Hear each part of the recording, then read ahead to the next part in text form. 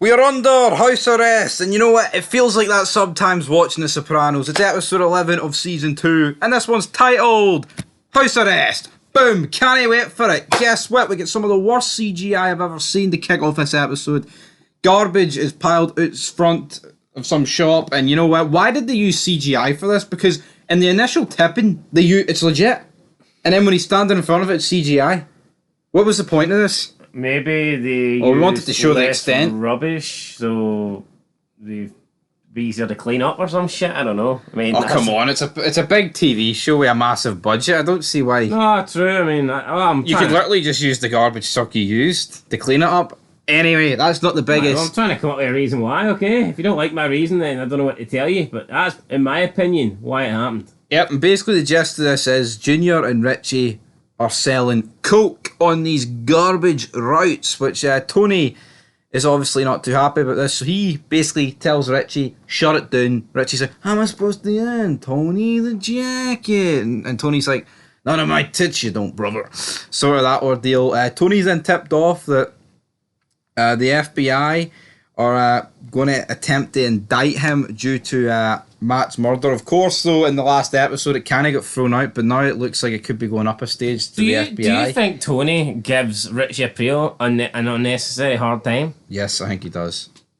I think he's a bit hard on Richie. Although, I will say, though, it seems like everything Richie does brings heat to Tony's table, so to speak. True. No, I don't see like Paulie or Silvio doing any side stuff. It's like bringing heat to him. Like here, this coke stuff is clearly bringing heat. But I would still say that, yeah, he does bring on this. But is that not more up for Junior to, like, take care of? Or yeah, like, it definitely seems like that Richie's taking the brunt of this rather than Junior and Richie. Even though it's both of them. Which, so, again, should Tony not take it up with Junior? But again, Tony doesn't really want to. I mean, it's weird. It seems like the Tony and Junior relationship was guy mended. Tried to kill him. It seemed like it was mended in early season 2. Just because he fell in the shower and couldn't go up? Exactly, yeah. And talking of that, right, let's may as well wrap up the Junior stuff really quick. He's getting like a breathing tube apparatus thing connected to him for his apnea, his sleep apnea. And then he ends up getting stuck in the garbage disposal unit for 6 hours, which again, this guy, I mean, I like Junior. I think he's probably one of the funniest. I think behind Tony, he's probably like the second funniest, but he's just a frail old man, and I just can't take him serious. I feel like this whole house arrest gimmick, him lounging about a house in a white vest. But he's been under house arrest for basically the whole season. Yeah. So I don't know why they're just kind of having an episode now called House Arrest or whatever. But I think people can be old and still like pull off like the top man look, and I feel like in season 1 he did, but then like there was elements of like where he just looked a bit weak, like with Lydia, like she's manipulating him. It's like, come on, Junior, mate. Then you see him fall in the shower and he can't get up, and he's being carried by Tony places, and it's like, what the hell is happening? Age comes to us all, but I mean, maybe you could say that's what they're trying to show you. He's like for that generation, but I don't know. I feel like Junior's been dealt the short straw here, personally, and yeah, things aren't looking good for him because he's getting money hoovered off him via Tony, and he's getting stuck in pretty shit situations, whether it be the shower or the garbage disposal unit. But as for Tony, due to the whole link with the Matt's murder, he goes to do his quote-unquote normal job that he's been titled as his waste management consultant job. So basically he's not going to spend as much time at Salteri's, the headquarters, or at the Bada Bing Club. He's going to be here.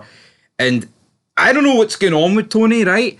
But see, in this episode, what was the obsession with him, like cutting himself with a ruler like he was in fucking school? Yeah, it's weird. Like this just screams ADHD disorder or like autism. Like, fuck me, Junior's decrepit and this guy's got something wrong with him. Like, I am all for, like, if they want to, like, they've went down the shrink route, right? Oh, he talks about this, and it's, like, a good way to, like, elaborate on the show. I feel like it's a good way to talk about certain characters. Like, you see other characters from Tony's perspective, and I actually feel like it's a good thing to do. It's very unique. It doesn't really get done before. But, what the fuck's this, man? Tanning his wrists in with rulers? Honestly, I do not get this. And then he has like 3 different panic attacks this episode. He's at a banquet for the company. This is where he like basically lectures Richie. He says to him, Why the fuck do I have to keep riding you?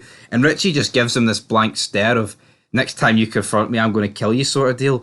And then he starts like clutching at his chest. Tony starts looking around, there's like 80s music playing. Looking like a note in my hand. Go, go. Always believe in your soul. And then it is like the chorus drops, Tony hits the deck. And yeah, I mean, this feels like it's about the 20th time this has happened to him. The doctor then says to him, we don't know what it is. Tony says, no, you gotta find out what it is. Yeah. You gotta find out what it is. And she's like, you could maybe lose some weight. And then he fucking looks at her. And you feel like, damn. What do you mean lose some weight? I'm not a fat fuck. Oh, you aren't a little bit, Tony. A little bit. Is he? Yeah, he's overweight. I wouldn't say he's a fat fuck. Like, I wouldn't say he's like Junior's right-hand man, Bobby. I'd say on a scale of like the obesity scale, he is obese. He's got heavier since season 1, hasn't he? Now, is he morbidly obese? Possibly. But I'm not entirely sure. Although he's not a fat fuck, but I would say he's definitely obese. Like, what range, what scale, what severity? I don't know. He's not obese, he's overweight. You don't know what obese is, mate, right? He is obese. Obese? I'd say he is obese. Tony Soprano is obese. It doesn't actually take that much to be obese, you'd be surprised. There's actually not that much in it. Aye, but Big Sal's obese. He's he's morbidly obese. Fair enough.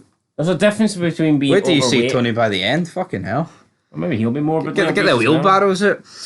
Right, probably the worst scene of the episode coming up next. We've got Dr. Melfi and her son. The guy's in the office, right? And this was back in 2000 where you could smoke in restaurants. And I just didn't really get this scene. You could maybe argue, right, she's stressed out over Tony, but it's her patient. And they're having a meal. And the woman beside them smoking a cigarette, and she's like, "My son is getting your secondhand smoke. Would you mind going outside?" What was the gimmick of this? You're allowed to smoke in restaurants back then? Yeah, if that's the case, just don't go to a restaurant. Or go to, there must be some free smoke ones. Yeah, smoke-free zones are part of the restaurant. I feel like there's just episodes, though, where they just try and shoehorn her in. Yeah. I don't mind her when she's doing Tony's like strength, psychiatry, whatever. But anytime she gets all her scenes without Tony, I'm not a fan of.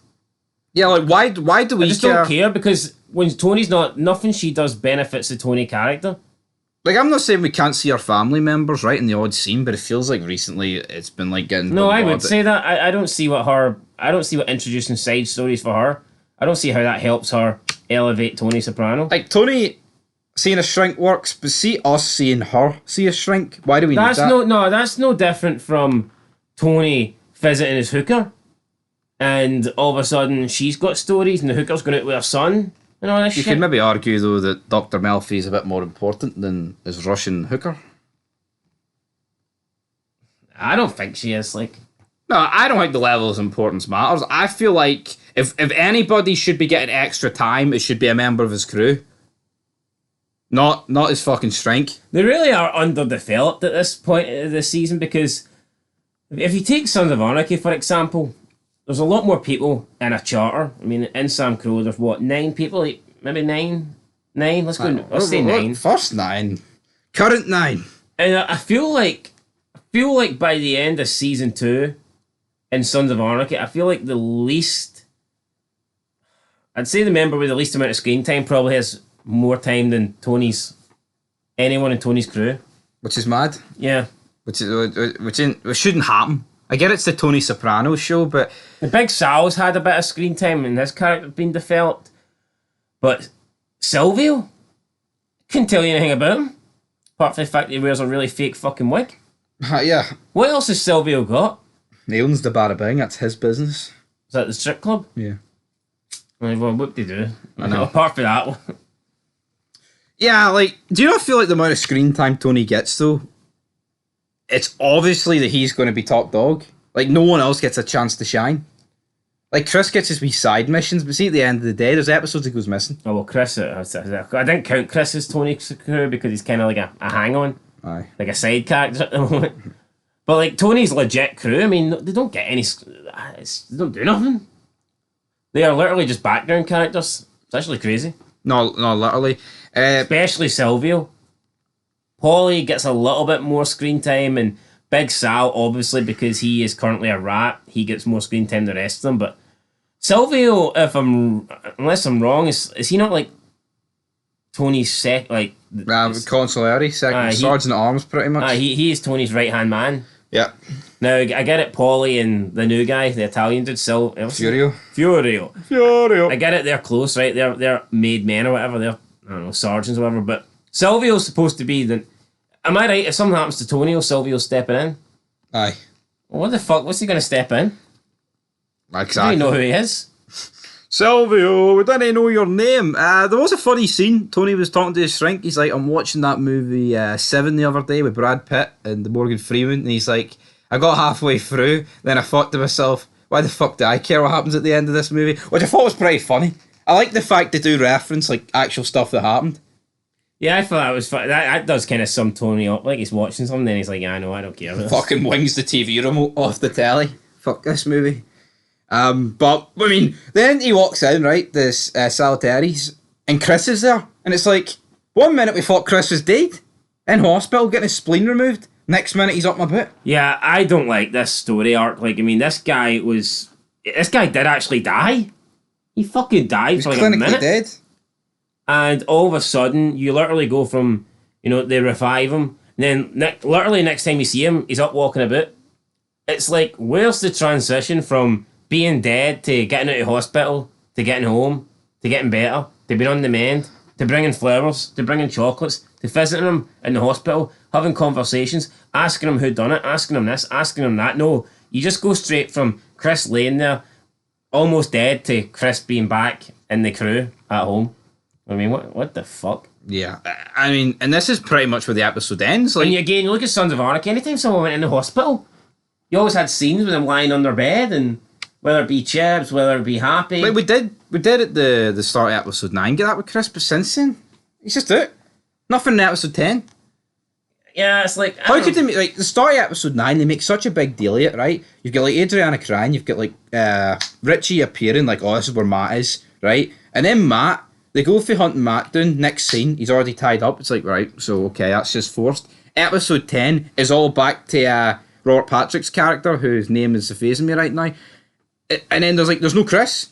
Yeah, I would have liked to have seen how they lured Matt, how they captured him, how they tracked him down. Because without that, it just doesn't feel important. Now, you could say, oh, that's filler, that's not... But it does feel...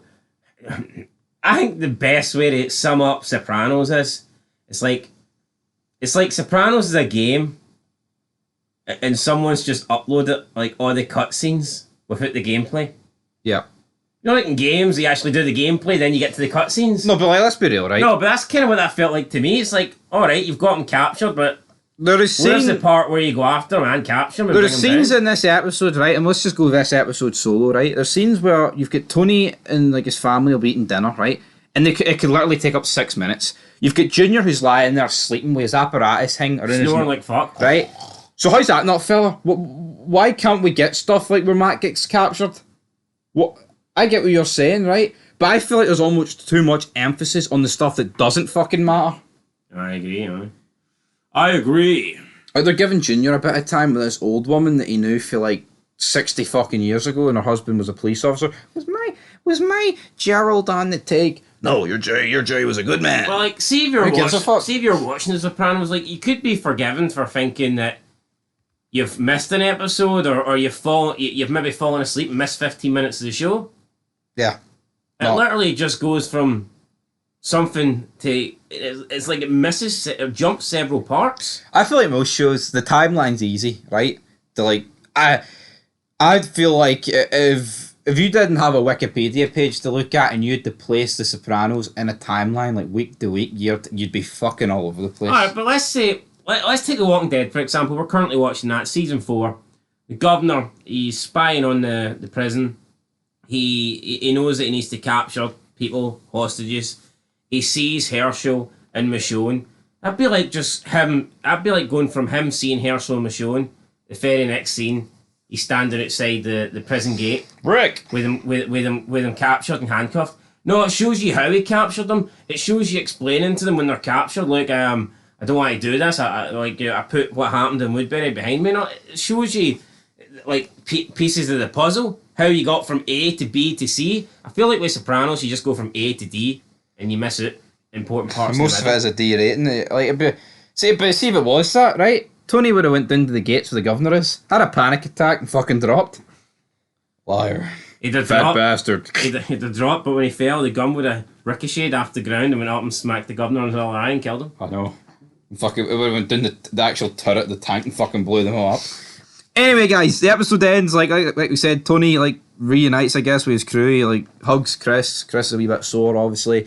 And then they go outside because they hear a bang. Turns out there's been a car crash, and then he talks to Agent Harris, the FBI agent. And then the episode just fades to black. You've got Polly doing his suntan. Sylvia will argue in the middle of the street, and then they all sit down like business is back to normal. Tony's back with the crew, and it's like, hold on here.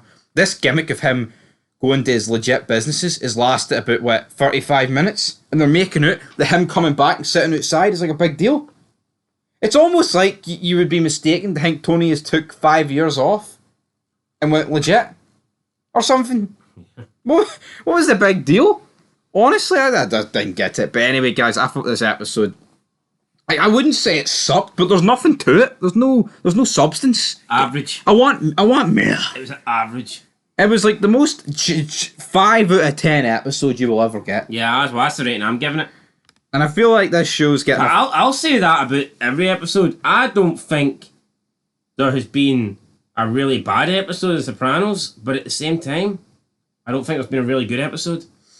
I feel like every episode is within the 5, 6, maybe 7 category. Yep, literally, guys. But anyway, that is where we're going to end. With a 5 out of 10. Only 2 more episodes to go this season. I think we've actually flew through it. And it's not because it's been good. But until next time, peace.